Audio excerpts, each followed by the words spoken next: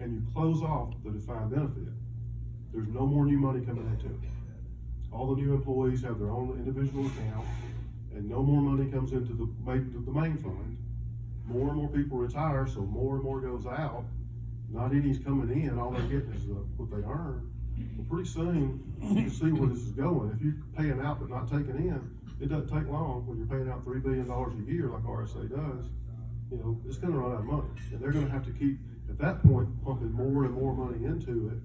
And then they're gonna be complaining even more because, you know, studies have shown that when you close a system and you convert to a 401k, it actually costs the city, the states, more money to do that because they have to fund two separate systems at that point and a failing defined benefit because that's what happens when you close off the money. So once we explained that to a lot of people, they really started getting it. And it was us against two billionaires. John Arnold from Texas, who was an Enron guy, left there with millions and millions of dollars when that went under, and the Koch brothers. I'm sure many of y'all heard about the Koch brothers. They were both sending money to Alabama. They were sending money to all the universities. They were basically buying an economics department out of Troy, and they were fighting us. They were fighting us hard. And it took us and, 60 some odd thousand of you guys to beat them. And, we couldn't have done it by ourselves. We just gave, people like you enough information that you called your legislator, and it made a difference. So that's why we were successful. We owe it all to the members, not, it wasn't really what we did, but we did, David had the idea and it grew into a grassroots movement. That's the way I look at it. And we've also, we've helped other states. There's a sister group of ours in Arkansas fighting the same thing right now. They haven't been as lucky. They've lost some things. But we sat down with a group of firefighters from there and told them how we did it, and they pretty much copied our program, and they've got, I think 3,700 members on their page now, so it's working out there too.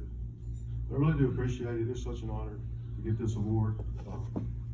If anybody has any questions, feel free to ask us before we leave. I don't mind answering any questions on the current status of RSA, but yeah.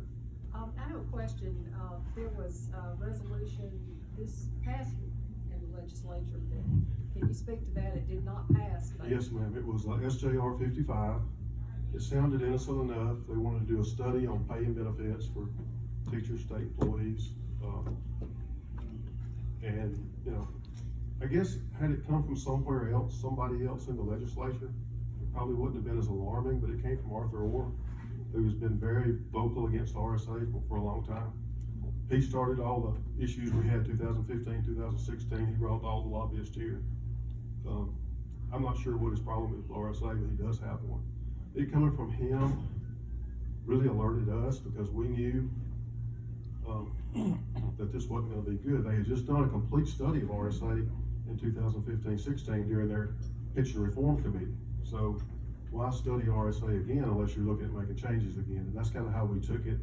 The board was set up, or the committee was set up in a way that it didn't even have anybody from SEIB on the committee, and that's one of the things they were studying was state employee insurance. So there was nobody on that, even on the committee. So that just told us that the committee wasn't legit, and it threw up some red flags, and we fought it, and we beat it. So again, we owe credit to people like you who emailed and called and texted your representatives and your senators and gave them the power to go against it. Because, if they don't hear from their constituents, they don't really know what to do. They're being told what to do about their other legislators. So when they hear from people out in the real world, they start asking questions.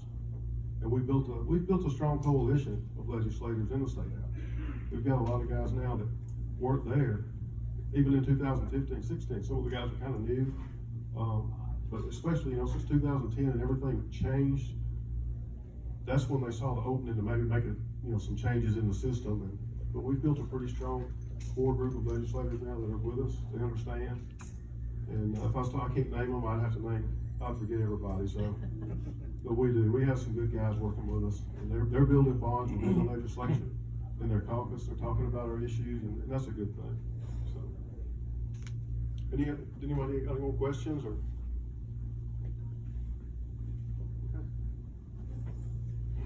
I think you can see why we thought this was a worthwhile.